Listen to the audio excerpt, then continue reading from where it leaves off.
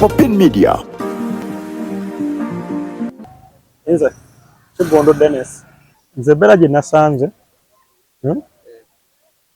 emmotoka yagudde ne balwana okugyayo ki ne balwana okugyayo omukulu kati piki eyage yabadde amangu awo nensobola okumuddusa amangu mu ddwaliro nembaga muteekeko okole ki tumudduse mangu namutuusiza ku ddwaliro eddene ery'e Kayunga bawala be batusinkanye nikola ki tukolagana nabo saawa zabadde 4 ez'ekiro zadde ziweze era okuvuga okutuuka e Kayunga saawa zabadde 4 nze navuze nga simanyi nvuga mukulu yabadde awagamidde mu luggi ne tusindika emmotoka tugezaako mmenya enzigi okumusikayo we bamusiseeyo ne mbaga piki ino tukole ki umutwale speed naye nga simanyi nti nvuga muki mukulu era teri wadde n'omu yatugoberedde mu kkubo twagenze bulungi paka kutuuka Kayunga. Amanya agange bampita Ziraba Alani nga ndi mutuuze w'Essukka. Embeera yo yabadde mbi kuba kikanga bwakyatuguddeko okusawa nga 3 kitundu nga zigenda koona 4. Omukulu ye kale engeri accident gye yabaddemu omukulu ne yadde afuga omukulu ono omukulu Kalangwa wadde bamuvuga yeekansa owa piki mukwekanga owa piki motoka netalanduka n'egweri neyekyusaamu emirundi n'emirundi emingi ddala kuba accident yo yabadde nga ekyamazima tosobola wona era omukulu Kalangwa yabadde ne bodyguard we ekyamazima naye yabadde awunze era we yavudde bwati mmotoka n'abuuza omukulu aliwa naye nga omukulu bamututte Kayunga. Eyo embeera bwetyo we yabadde naye nga speed yo yabadde nyingimuuko kuba era tugambe nti speed eyavuddeko obuzibu obw'okufuna accident eyo yabadde ava ino Kayunga ng'adde eno Jinja. Ekyavuddeko omusajja yabambi emmotoka yabadde endowooza ejja speed kubanga nange nabadde akusheera oba yakutuse eki ku speed gyagiddemu yabadde nnene kati tetwategedde buzibu bwakoze ekimmotoka ne yeefuula era bagenze bamugyemu bujja ng'era bamutwala nga akyalimu akakola ki akakuba nange embeera kyabadde nnungi era yabadde embeera ye nga si nnungi yakuwulira ku makya kuno nti akoze eki afudde naye nga twabaddeyo bantu amanya gange bampita Mubaraka Dasso okuva ne Ssukka district Kayunga.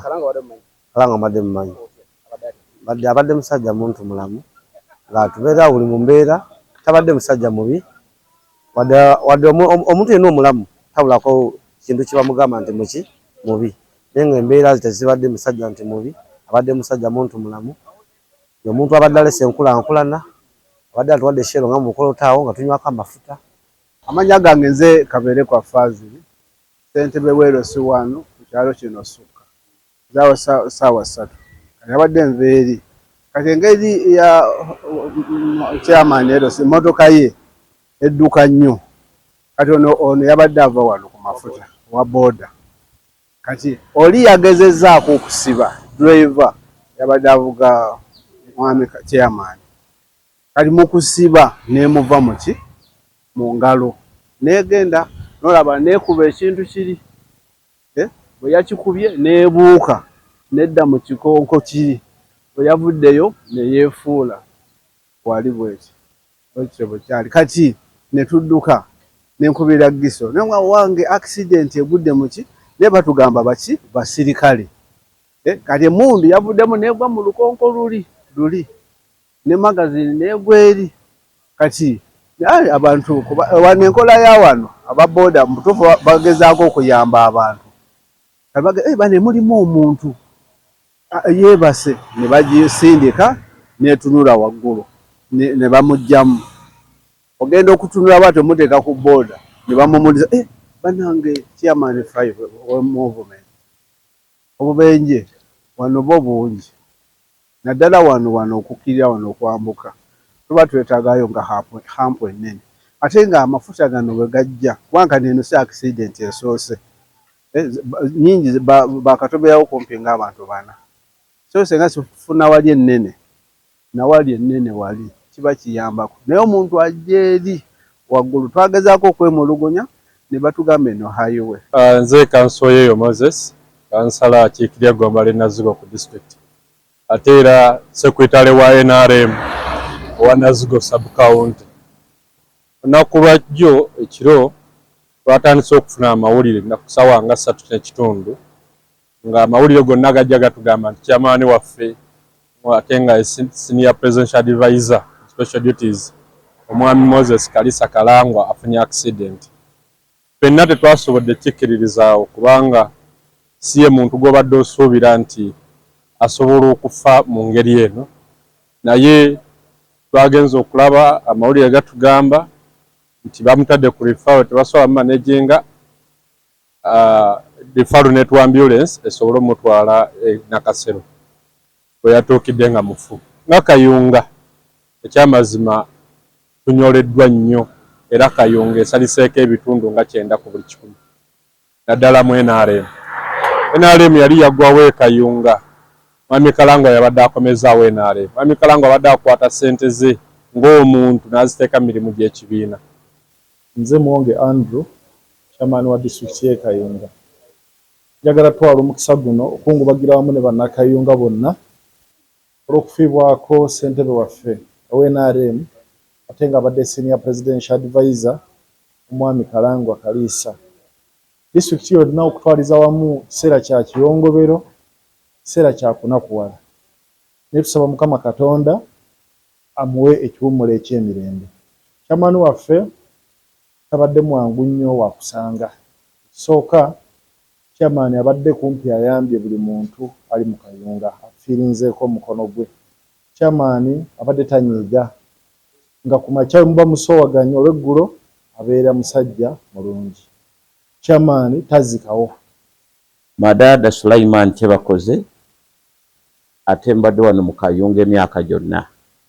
Twagala n'ennaku nnyingi okutuusa okusaasira kwaffe eri famire eri bannakayunga eri bannayuganda okufa kwa Moses Kalangwa.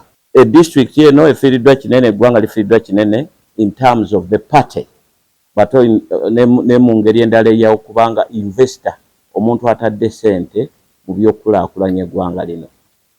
Kayunga okuva bwe yakula mbadde njiraba. Kalangwa yasooka kuba chairman wa NRM ejjinja naye nga alina beesi wano. Bwe yamala okulaba Kayunga ng'evuddeyo n'aga tuteekwa okujja tukolere ekitundu kino. Ne tutandika mpola mpola. Okusooka waaliwo ebigambo bingi. Omanyi bw'oba oyingira politics abamu ku ffe batufuula ba sacrifice nti muwagira ono bubi wa ttaka ono mukola bwe muti. Ne mbagamba nze sirabagako bubi wa ttaka. Eventually Kalangwa abadde akyusiza image y'erinnya lye babadde bamwogerako. Era bw'obuuza omuntu nti gwe yakubbira ttaka ki nga tewali. N'olwekyo bw'atyo bwaze mu politics n'abeera unifier n'abeera mobilizer.